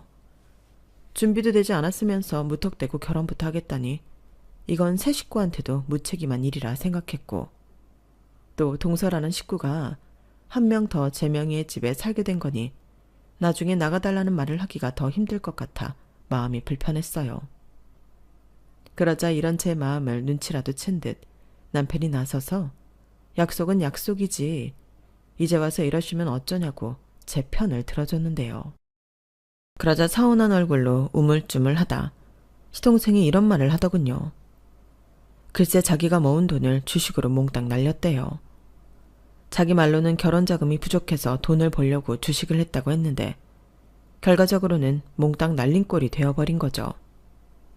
그런데 이미 결혼하자고 동서한테 프로포즈는 했고 이제 와서 물을 수 없기에 본전을 찾겠다고 또 신용대출을 받아 주식을 했다고 했는데 다 까먹고 1,000만 원 있다고 하더라고요. 그래서 그 1,000만 원으로 결혼 준비를 하는데 대출빚도 갚아야 하고 또 결혼 준비하면서 돈이 부족하면 추가 대출도 받을 수 있기 때문에 자기는 집을 나갈 수 없다고 구구절절 설명했어요. 그리고 이 사실을 시어머니는 이미 다 알고 있었는지 남편 눈치를 엄청 보셨는데 정작 그 집주인인 제 눈치는 보지 않으시더라고요. 저는 그 점도 살짝 불쾌했는데 남편이 저한테 하고 싶은 대로 하라고 하더군요. 어차피 그 집 소유자는 내가 아니야. 이 사람이지. 그러니까 부탁을 해도 내가 아닌 네 형수한테 해야 하고, 네 형수가 안 된다고 하면 그건 어쩔 수 없어. 결혼을 미루든 밖에 나가서 고생을 하면서 시작을 하든 네가 한 일이니까 네가 책임져. 형, 아무리 그래도 너무하다. 그래, 너무하다. 그 집 당장 비워줘야 할 이유는 없잖아. 얘가 대신 빚을 갚아달라는 것도 아니고 돈을 해달라고 하는 것도 아닌데. 얘 새아가, 네가 우리 편의 좀 봐주면 안 되겠니? 그럼 나도 갈 곳이 없어서 니들 집에 가야 해. 너도 시어머니 모시고 불편하게 사는 것보다는 집 빌려주고 편하게 사는 게 낫잖아. 저는 제가 눈치 볼 상황은 아니었지만 참 곤란했어요. 상황은 대충 알겠고 시동생의 한 어리석은 행동은 참을 수 없이 짜증이 나는데 시어머니 말처럼 그 집을 비워달라고 하면 당장 시어머니도 갈 곳이 없어 저희 부부가 모셔야 될 수도 있고, 이런저런 생각을 해보니 그냥 그 집은 빌려주는 게 나을 것 같더라고요. 어차피 3, 4년 생각한 일이었고 그 안에 시동생이 빚도 갚고 돈 좀 모으면 그때는 좀 수월하게 집을 비워줄 수 있지 않을까, 그런 생각을 했고, 그래야지만 가족으로서도 불편해지지 않을 것 같았는데요.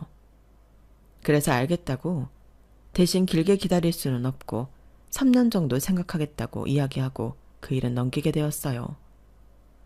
그러자 남편은 고맙고 미안하다며 저에게 더 잘해줬고 며칠 가지는 않았지만 시어머니도 시동생도 저한테 친절하게 대해줘서 그건 그거대로 괜찮았어요.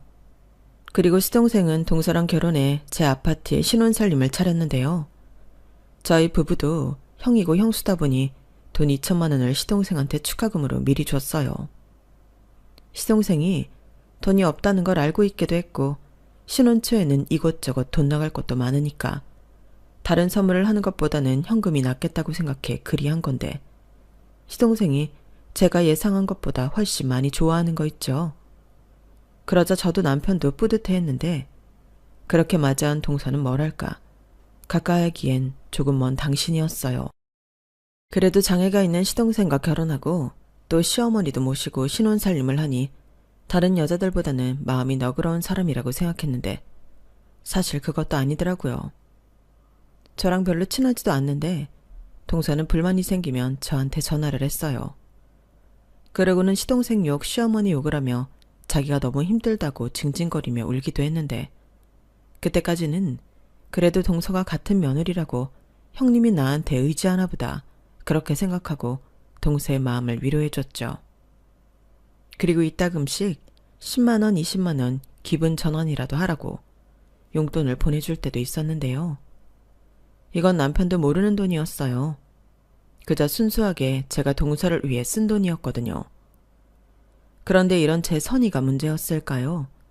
동서가 시집오고 1년이 조금 지난 후였는데 동서가 그동안 불만이 많았는지 그걸 한꺼번에 터뜨리더라고요. 그리고 그 불똥이 엄한 저한테도 튀었는데 그날도 저를 무슨 대나무 숲인 양 전화를 해서는 자기가 왜 이렇게 사는지 모르겠다부터 시작해 불만을 쏟아냈어요. 그래서 저도 열심히 동서의 말을 듣고 그래, 동서가 많이 힘들지? 시어머니 모시고 사는 게 보통 일은 아니니까. 그럼 도련님이라도 동서한테 잘해야 할 텐데. 우리 도련님이 살가운 구석은 없어. 근데 그건 형인 우리 남편도 마찬가지야. 이런 식으로 최대한 동서 기분을 풀어주려 애를 썼는데 동서는 갑자기 정색을 하더니 저더러 왜 남의 일처럼 이야기하냐고 따지기 시작했어요. 애당초 이건 형님한테도 문제가 있어요. 형님이 맏며느리인데 둘째 며느리인 제가 왜 어머니를 모셔요? 형님도 맏며느리면 그에 맞는 노릇을 해야죠. 동서, 지금 나더러 맏며느리 노릇을 못한다고 하는 거야? 네. 제가 뭐 틀린 말 했어요? 형님은 매사 돈으로만 때우시는 분이시잖아요. 뭐라고? 나는 동서가 힘들다고 하니까 안 된 마음에. 나 참 그러시겠죠. 제가 어머니를 계속 모셔야 하는데 제가 힘들다고 하니까 돈으로 그 순간만 넘기시는 거잖아요. 사람이 그러면 안 되는 거죠. 저도 이제 할 만큼 했어요. 우리 남편한테 들어보니 형님은 시집와서 단 한 번도 어머니 안 모셨다면서요. 그러니까 이제부터는 형님이 어머니 모시세요. 이제 형님 차례라고요. 동서가 뭔가 오해가 있는 것 같은데 나는 지금 내 할 도리 충분히 하고 있어. 집도 빌려드렸지. 매달 용돈으로 100만 원씩 보내드리지. 근데 이제는 나더러 시어머니를 모시기까지 하라고? 동서, 아무리 그래도 이건 좀 아니지 않아? 그럼 동서는 내 집에서 도련님이랑 재미나게 살겠다고? 그럼 그냥 공평하게 그 집에서 다 나와. 네? 지금 그게 무슨 말씀이세요? 무슨 형님이 집을 빌려줘요. 형님 진짜 웃기시는 분이네? 우리 집은 우리 남편 명의인데 지금 무슨 소리 하시는 거예요? 뭐? 그 집이 도련님 명이라고? 누가 그래? 도련님이 그래? 어머님이 그래? 웃기는 건 내가 아니야. 못 믿겠으면 지금 당장 인터넷 등기소에서 그 집 명의 확인해봐. 나야말로 황당하다. 사정해서 어쩔 수 없이 집 빌려줬더니. 뭐? 내가 어머니를 안 모셔도 되는 이유? 내가 그 집을 공짜로 빌려드렸기 때문이야. 동서도 따지고 싶으면 뭘 제대로 알고 따져. 그리고 나도 바쁜 사람이니까 이제 용건 없으면 이런 식으로 전화하지 말아줄래? 내가 감정 쓰레기통도 아닌데 이제 그만하자. 저는 동서의 말에 황당하고 어이가 없어 다시는 이딴 전화하지 말라고 쏘아 붙여주고 전화를 끊었어요. 그러자 생각하면 할수록 괘씸해서 미칠 것 같았는데 1시간도 지나지 않아 동서한테 또 연락이 왔어요. 가뜩이나 짜증나서 죽겠는데 당연히 그 전화 받고 싶지 않았고 그래서 무시했더니 집요하게 계속 전화를 하더군요. 그래서 뭐라고 또 한 소리 해야겠다 싶어 전화를 받았습니다. 그런데 동서는 대성통곡을 하고 있었어요. 자기가 속아서 사기 결혼을 당했다며 너무 억울하다고 숨이 넘어갈 정도로 울었는데 자세히 들어보니 동서가 왜 그러는지 이유를 알겠더라고요. 글쎄 시동생이 자기가 신혼집을 마련했으니 다른 결혼 자금은 동서더러 부담하라고 했대요. 그뿐만이 아니라 시어머니도 자기 아들이 집이 있고 시집와서 몇 년 있다가 공동명의 시켜주겠다며 예단도 이것저것 빵빵하게 불렀다고 했는데 그것들만 합쳐도 돈 3천만 원은 넘는다고 하더군요. 그러니까 시어머니와 시동생이 아주 작당을 하고 동서를 속인 건데 그 사실을 이제야 알았으니 동서가 팔짝 뛸만도 하죠. 그래서 저는 동서의 말을 끝까지 들어줬어요. 제가 할 수 있는 게 그것밖에 없었거든요. 그리고 제가 정말로 시동생 그리고 동서한테 명의를 넘겨준 것도 아니었기 때문에 그저 저 나쁜 인간들 하고 같이 욕을 할 뿐이었는데 사태가 사태인 만큼 그냥 넘어갈 수는 없었죠. 저는 동서를 겨우 달래놓고 남편한테 바로 이야기를 전했어요. 아무래도 두 모자가 동서한테 내 집을 핑계로 사기를 친 것 같은데 이걸 그냥 두면 안 될 것 같다고 말했죠. 그러자 남편은 제 말에 인상을 팍 구기더니 남은 일정들을 모두 취소했는데 곧장 시어머니와 시동생을 만나러 가자고 하더라고요. 그렇게 도착한 제 아파트에는 이미 벌써 난리가 나 있었는데 동서 목소리가 아주 쩌렁쩌렁하게 울려 퍼지고 있었어요. 그리고 저희 부부가 집 안으로 들어가니 시동생이 저를 보자마자 불같이 화를 냈는데요. 그러면서 한다는 말이 아주 못 들어줄 말들이었어요. 제가 제 집을 자기한테 준다고 했다는 거예요. 말도 안 되는 소리였죠. 도련님, 제가 언제 그랬어요? 왜 없는 말을 하시는 건데요? 형수가 그랬잖아요. 엄마랑 여기서 살라고. 형도 들었잖아. 야 임마, 너 지금 그렇게 거짓말로 이 상황에 넘겨질 것 같냐? 우긴다고 될 것 같냐고. 네 형수가 언제 그랬어? 너 주식으로 돈 다 날리고 빚 있다고 그거 갚아야 한다고 해서 그냥 몇 년만 더 살라고 해줬더니 이게 아주 형수 집을 날려먹으려고 해? 형이 어떻게 나한테 이럴 수 있어? 왜? 내가 너한테 뭘 어쨌길래? 너야말로 사람이 그렇게 살면 안 되는 거지. 너는 재수 씨가 불쌍하지도 않냐? 어떻게 너랑 결혼해준 사람한테 그딴 거짓말을 해? 네가 그러고도 남자고 남편이야? 너 안 되겠다. 당장 이 집에서 나가. 뭐? 형이 뭔데 나가라 말아야. 내가 왜 나가? 나는 못 나가. 나는 평생 이 집에서 살 거야. 시동생은 마치 아무 말도 들리지 않는다는 듯 이젠 생떼를 부리기 시작했어요. 그러자 화가 머리 꼭대기까지 오른 남편의 손이 번쩍 올라갔는데 그때 쏜살같이 시어머니가 튀어나와 남편을 말리더라고요. 그리고 어떻게 동생한테 그런 모진 말을 할 수가 있냐며 시어머니는 제 남편 등짝을 때리기 시작하셨는데 아니, 같은 아들인데 왜 저렇게 행동하시는 건지 저도 너무 화가 났어요. 그래서 그때는 제가 시어머니를 말리며 내 남편 때리지 말라고 큰 소리를 냈죠. 그러자 시어머니는 눈에 불을 켜며 이게 다 너 때문이야. 나는 처음부터 너같이 그늘 있고 음치만 해. 며느리로 들이기 싫었다. 다 너 때문이야. 이젠 제 머리채를 잡으시려 하셨는데요. 그러자 남편이 자기 엄마의 양팔을 잡고 제발 이러지 좀 말라고 성질을 냈어요. 그러자 시동생은 씩씩거리며 저희 부부를 노려보고 있었고 동서는 자기만 피해자라며 계속 울고불고 하고 있었는데 집안이 아주 난장판이 되었죠. 결국 이웃의 신고로 경찰까지 왔는데 창피도 그런 창피가 없었어요.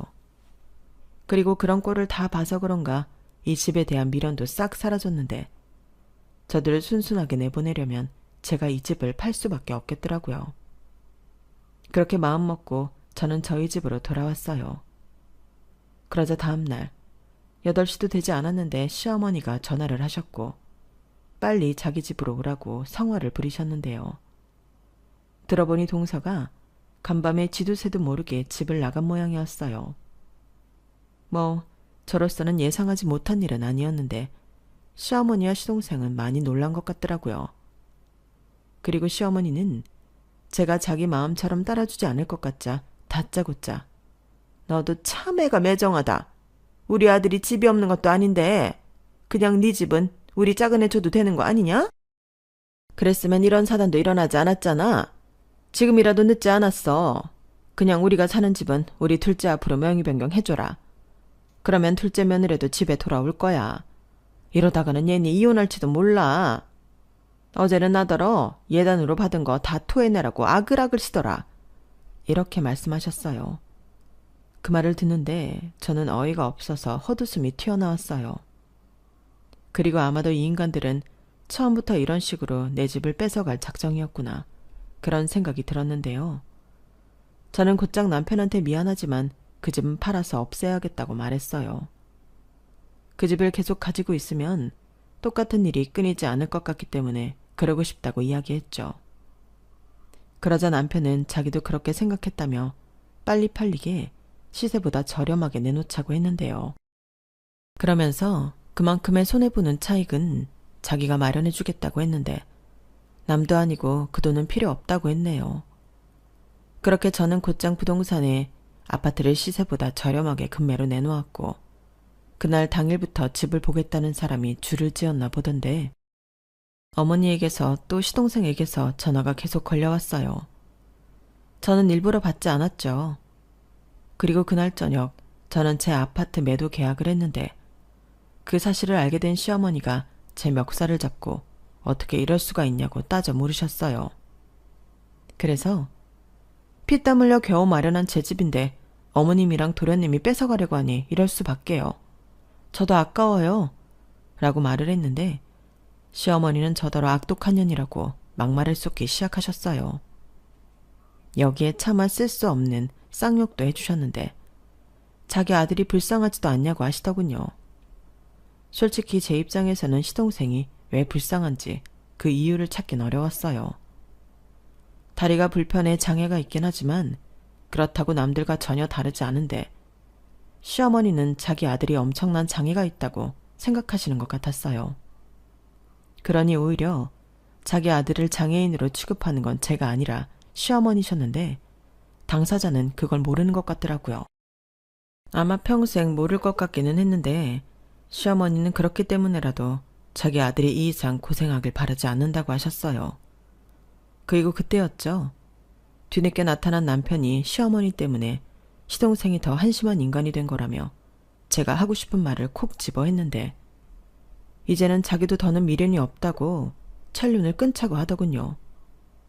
그러니까 시어머니도 시동생도 이젠 보지 말고 살자고 한 건데요. 이럴 줄 알았으면 저한테 집 빌려달라고 했을 때 그때 바로 안 된다고 하고 손절할 것을 후회한다고 했어요. 그러자 이게 다 불려시 같은 제가 자기 아들을 뒤에서 조종한 거라며 자기가 무슨 일이 있어도 저희 부부를 이혼시켜 놓겠다고 악담을 퍼부으셨는데 남편은 어디 해보실 수 있으면 해보라고 제 손을 잡고 그 자리를 떠났어요. 남편이 얼마나 화가 났는지 저를 붙잡고 있는 손이 팔에 피가 통하지 않을 만큼 힘이 잔뜩 들어갔는데 남편 마음은 더 아플 것 같아서 제 마음도 좋지 않았어요. 그리고 저희 둘 다 한참 동안은 아무 말도 하지 않고 침묵 속에 있었는데 남편이 먼저 미안하다고 말을 하기 시작하더군요. 사실 남편이 미안할 일은 하나도 없는데 남편은 아니라며 자기 때문에 이런 수모를 겪게 되었으니 자기가 미안한 게 맞다고 하더라고요. 무슨 소리야. 막말로 그 집도 내가 누구 덕에 샀는데 자기 잘못은 하나도 없어. 아니야. 내가 우리 엄마 어떤 사람인지 모르는 거 아닌데 그리고 내 동생도 그렇지. 나는 그놈도 그럴 줄 몰랐어. 당연하지. 아무리 가족이라고 해도 어떻게 자기가 어머님 도련님 속을 다 알아? 그냥 상황이 이렇게 된 거야. 그러니까 자기까지 그러지 마. 그럼 나도 미안해지잖아. 자기가 왜? 자기는 미안할 거 하나도 없어. 그리고 앞으로는 전화도 받지 말고 찾아와도 경찰에 신고해. 우리한테 더는 다른 가족은 없어. 자기랑 나랑 이렇게만 살자. 저는 남편의 말에 더는 아무 말도 하지 않고 남편을 꼭 안아줬어요. 그리고 저와 남편을 위해서라도 아이는 빨리 가져야겠다고 그때 생각했는데요. 그러다 2, 3일이 지났을까 술에 잔뜩 취한 시동생이 저희 집을 찾아왔더군요. 그러자 남편이 문 열어줄 것 없다고 경찰에 바로 신고했는데 그때 현관문 밖에서 시동생이 자기 이혼당하게 생겼다고 울기 시작했어요. 그러면서 자기가 형이랑 형수 대신 자기 엄마를 봉양했는데 그 집 줄 수도 있는 거 아니냐고, 어떻게 동생 주기 싫으니까 헐값에 팔아버릴 수가 있냐고, 그 집은 자기가 마땅히 받아야 할 자기 집이라고 우기는데 정말 지긋지긋하더군요. 그리고 몇 분이 지나지 않아 경찰들이 도착했고 시동생은 경찰차를 타고 사라졌는데요. 살다 경찰을 2번이나 보고 씁쓸하더군요. 그리고 시어머니는 이대로는 정말 안 되겠다 싶었는지 저를 찾아와 애절하게 빌기 시작했는데 이미 계약서도 다 쓰고 계약금도 받은 마당에 이러셔도 소용없다고 말씀드렸죠. 그러자 여지없이 얼굴색을 바꾼 시어머니는 저처럼 독한 년은 처음 봤다. 저 때문에 자기 막내 아들 인생 망쳤다고, 어디 너도 잘 사는지 자기가 두 눈 시퍼렇게 뜨고 지켜보겠다고 저주에 가까운 악담을 늘어놓으셨는데요. 저런 시어머니 때문이라도 저는 더 잘 살아야겠다고 다짐했어요. 사실 욕을 잔뜩 먹긴 했지만 제가 정말로 잘못한 건 하나도 없잖아요. 그래서 더 당당하게 살 수 있었어요. 막말로 남편이 찰륜을 끊어버린 것에도 저는 일말의 책임감을 느끼지 않았는데 남편이 오죽하면 그런 결정을 했을까? 오히려 남편의 마음이 100번 1000번 이해가 되더라고요. 저 역시 친정엄마와 연을 끊고 살고 있기 때문에 자식이 먼저 저런 결정을 했을 때 느껴지는 감정에 대해서는 제가 누구보다 더 잘 알고 있었기 때문에 저는 남편 옆에서 힘이 되려고 노력했어요. 시덥잖은 농담과 장난이라도 남편이 웃을 수만 있다면 상관없다며 온갖 푼수짓도 창피한 줄 모르고 불사했던 저였거든요. 그래서인지 그런 제 노력을 남편은 아주 잘 알아줬고 그 마음이 이어져 지금까지도 저희 부부는 친구처럼 애인처럼 잘 지내고 있는데요. 그렇게 제 명의 아파트 잔금을 받던 날 사건이 또 일어났어요. 저 때문에 오갈 곳이 없다며 저희가 출근한 상황에서 문을 따고 시어머니와 시동생이 이사 트럭을 밀고 저희 집에 쳐들어왔더라고요. 그런데 이럴 것을 남편이 미리 예상이라도 한 듯 어딘가에 전화를 걸었는데 그러자 금방 트럭과 사람들이 저희 집에 도착했어요.